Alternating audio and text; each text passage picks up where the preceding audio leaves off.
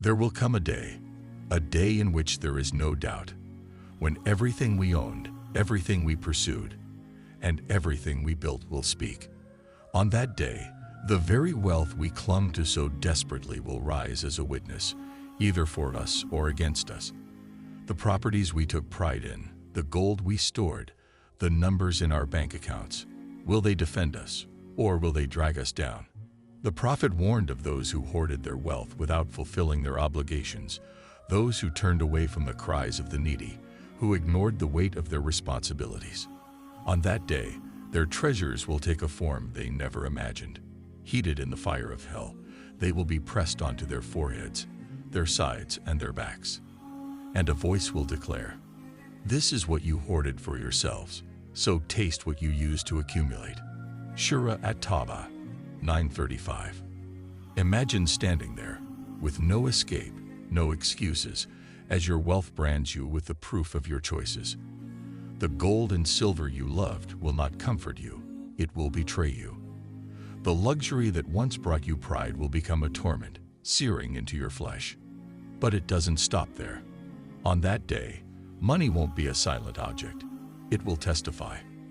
The business deal where you cut corners, the interest you justified, the bribe you accepted, the wages you held back from your workers.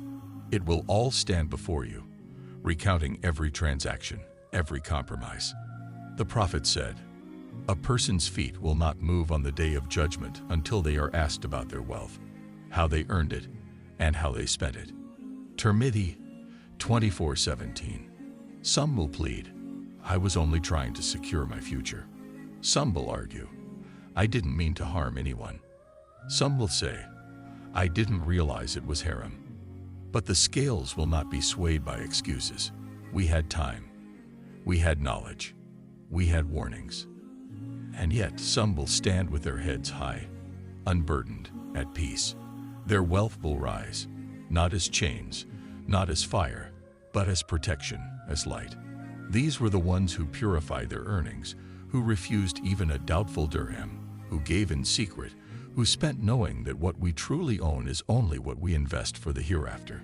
The Prophet taught us that when we give in charity, our wealth does not decrease, it grows. Charity does not decrease wealth. Muslim 25:88. Because what we give for the sake of Allah is never lost. It is transferred, waiting for us, multiplied beyond measure. Some will be shielded on that day by the very wealth they spent in this world. Their charity will come to their defense.